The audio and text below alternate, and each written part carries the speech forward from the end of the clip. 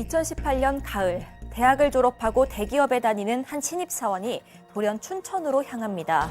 서둘러 도착한 곳은 한 국밥가게 건물의 작은 옥탑방. 이 여성을 기다리고 있던 건 결혼을 앞둔 남자친구였습니다. 몇 마디 대화가 오가고 곧이어 이어진 소란, 그리고 서둘러 집을 빠져나가는 이 남성. 잠시 뒤 자정이 넘은 시간, 이 여성은 방 안에서 처참한 시신으로 발견됩니다. 오늘 사건연구소의 키워드는 예비 신부 살인 사건입니다. 자, 먼저 오늘 사건 연구소 하기 전에 좀 한 말씀 드리면요. 이 피해자분의 이 고인의 영면을 좀 먼저 기원합니다.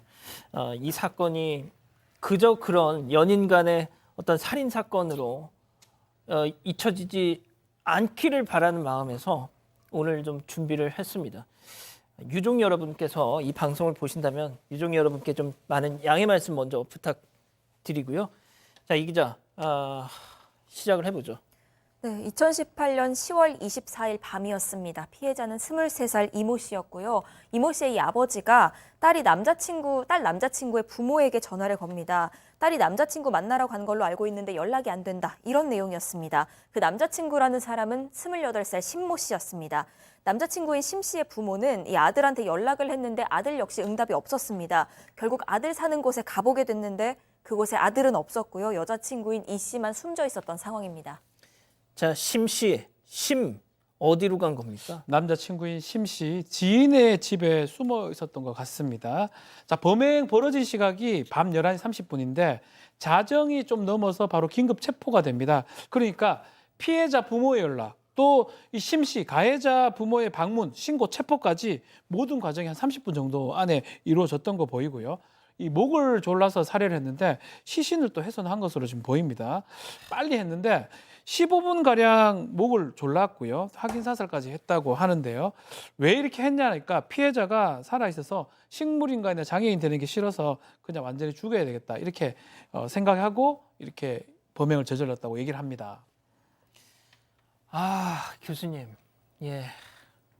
사실 이제 이 두 사람 같은 경우는 그 연인 관계인데 이 부모들까지도 서로의 어떤 연락처를 다 알고 있었다라고 전해지고 있습니다. 지금 이제 범인은 28살 심 씨, 그리고 피해자는 23살이니까 5살 차이인데 두 사람은 결혼을 앞둔 사이였었고요. 단순히 어떤 그 약속만 한 것이 아니라 구체적으로 집을 구하고 앞으로 여러 어떤 생활을 갖다가 계획하는 등 상당히 좀 진척이 된 그런 상태였는데 양가 인정도 받았죠. 상견례는 하지 않고 앞두고 있던 상태였습니다. 그런데 이 체포된 심 씨 같은 경우는 왜 살해했느냐라고 하는 그 이유에 대해서 혼수 문제로 여자친구하고 언쟁을 벌이다가 순간적으로 격분해서 살해했다라고 진술을 하고 있는데 실제로 이 피해자 유족 측에서는 사실 그 3, 4일 전에 혼수 문제가 아니라 신혼집 문제로 다퉈가지고 이날 화해하기 위해서 범인이 자기 있는 쪽으로 그 피해자를 갖다가 불렀다라고 이렇게 주장을 하고 있는 것이죠. 뭐 듣다 보면 다들 생각하시겠지만 사람이 아닙니다. 예. 자, 신혼집 같은 혼수 문제로 다퉜다는 이 터무니없는 주장은 어디까지 믿을 수 있는 거죠? 믿을 수 없어야 되는데 참 이런 사건을 다룰 때 우리 언론에서도 굉장히 좀 조심해야 될 것 같고요. 또 그 소식을 접한 분들도 그냥 쉽게 예단을 해서는 절대 안 될 것 같습니다. 왜 이렇게 말씀을 드리냐면요. 유족들이 또 한 번 상처를 받는 일이 생겼던 겁니다. 그러니까 혼수 때문에 사건이 일어났다라는 식으로 보도가 좀 잘못 나갔고 그랬더니 또 거기에 뭐 일부 누리꾼들이 아니 여성이 이게 무리한 욕심 부린 거 아니야? 오죽했으면 이런 일까지 벌였어. 이렇게 정말 근거 없는 비난을 받았다라는 겁니다. 이 피해자 유족들에 따르면 상견례도 하기 전이었기 때문에 집 마련하는 거 외에는 혼수 예단 얘기는 오가지도 않았다라는 거고요. 특히나 여성분들의 그 유족들은 이전에도 그런 어떤 혼수 이런 거 가지고 욕심 부리지 마라 절대로 라고 오히려 얘기를 했고 정말로 이제 확인 작업에서 이게 가해자의 일방적인 주장이었잖아요. 휴대전화 포렌식을 해봤어도 혼수 관련해서 그렇게 크게 나온 내용도 없었습니다. 제가 사건 연구소 항상 이렇게 할 때마다 이 사건의 어떤 직접적인 뭐 이 피해자 유족분들 항상 좀 조심스러운 마음을 갖고 방송을 하는데 이 문제들 때문에 이번 사건은 더 조심스럽습니다. 네, 맞습니다. 일단 이 둘이 신혼집 구하는 문제로 갈등을 겪었던 것까지는 맞습니다. 하지만 뭐 무작정 더 좋은 집에 살고 싶다 이런 식의 갈등은 전혀 아니었습니다. 피해자는 어린 나이에요. 서울에 있는 대학교 졸업하고 대기업에 막 입사한 상태였습니다. 그리고 살인범인 심 씨는 춘천에 있는 부모의 국밥집 일을 같이 하고 있었던 걸로 추정이 되는 상태입니다. 그 가게 건물 옥탑방에 살았던 건데 이 심 씨가 피해자한테 요구했던 게 있습니다. 일 그만두고 결혼 뒤에는 여기서 살면서 국밥집 일 같이 하자라는 거였습니다. 반면에 피해자는 결혼 뒤에도 직장을 계속 다니고 싶어 했습니다. 결국 피해자는요, 서울이랑 춘천을 모두 편하게 다닐 수 있는 퇴계원, 이 중간 정도 지역에 신혼자금 대출받아서 신혼집 장만하기로 결정을 했고요. 이 일 때문에 이 피해자랑 갈등을 겪어온 걸로 보이는 상황이었습니다. 서울에서 정말 대기업 좋은 직장 겨우겨우 들어갔는데 연고도 없는 지역으로 와가지고 춘천에 와가지고 우리 여기서 살자. 지금 나가고 있네요. 저 집에 가서 살자. 이게 아니 그리고 그 중간에서 남양주에서 살자는 것도 이게 말이 되는 소리입니까 이게? 말이 안 되죠. 그리고 이제 이 범인 같은 경우는 상당히 자기 중심적이었었는데 실제로 이제 피해자 같은 경우는 결혼을 갖다 하는 데 있어서 뭔가 합리적인 그 선택을 하기 위해서 상당히 그 범인을 좀 이렇게 배려해 준 그런 것들이 보이는데요. 이 피의자 같은 경우는 결혼을 앞두고 아무래도 여성 같은 경우는 좀 고민하지 않겠습니까? 자기 일생을 결정하는 그런 문제인데 그러니까 자기는 결혼 준비가 다 됐으니까 내 의지대로 따라라 이런 식으로 이제 강요를 하기 시작을 했었고요. 또 뭐라고 얘기했냐면 나는 나이도 이 정도 28살밖에 안 됐는데 굉장히 좋은 조건을 가지고 있다. 이렇게 얘기를 하면서 니네 가족들은 무능해서 피해의식이 있다. 이런 식으로 이제 막말까지 했었다라고 하는 것이죠. 그리고 이제 자기는 뭐 상견례를 하자라고 하는데 막 몰아붙이니까 이 여성의 집에서는 이 상견례를 조금 미루자라고 이렇게 얘기를 했음에도 불구하고 그것을 굉장히 기분 나쁘게 받아들였고요. 또 피의자 어머니에게 이건 좀 특이한 건데 그 인간은 죽는 게 좋다라고 하는 이런 말이 되지 않는 이 막말을 갖다가 합니다. 왜 그렇게 이제 했느냐라 나중에 이제 좀 이 얘기를 들어보니까 피해자의 어머니가 바로 자기하고 사귀는 그 여자친구인 그 피해자를 조종하는 것으로 생각을 해서 이 소위 장모가 되실 분에 대해서 상당히 불만이 많았다라고 이렇게 전해지고 있습니다. 박 변호사님, 네. 이렇게 그 여자친구의 집안 사람들에 대해서 증오심을 갖는다면 이게 사례로 이어진 거 보면 뭔가 계획 범죄 아니었겠습니까? 그렇죠. 계속적으로 우발적이었다라고 얘기를 했는데 계획적인 정황들이 좀 많이 보입니다. 특히 이제 여성은 서울에서 근무를 하고 있고 본인은 이제 춘천에 있는데 그 당시에 이제 문자 메시지 같은 게 이제 보면 계속적으로 독촉하는 모양새가 있습니다. 언제 마치느냐, 언제 오느냐, 탔냐, 일찍 나와라라고 멀었냐. 뭐 이렇게 계속 얘기를 하면서 퇴근을 독촉하는 모양새도 있었고요. 이 여성 같은 경우는 좀 다른 뭐 시험이라든지 남동생 휴가 때문에 거절을 했지만 결국은 계속적으로 권유를 했기 때문에 결국 춘천으로 향했고요. 이 춘천으로 이렇게 향해서 결국 이게 이런 일이 터졌는데 처음부터 아마 이런 살해할 마음을 먹고 이렇게 계속 재촉했던 게 아닌가 그런 부분이 이제 문제되고 있습니다.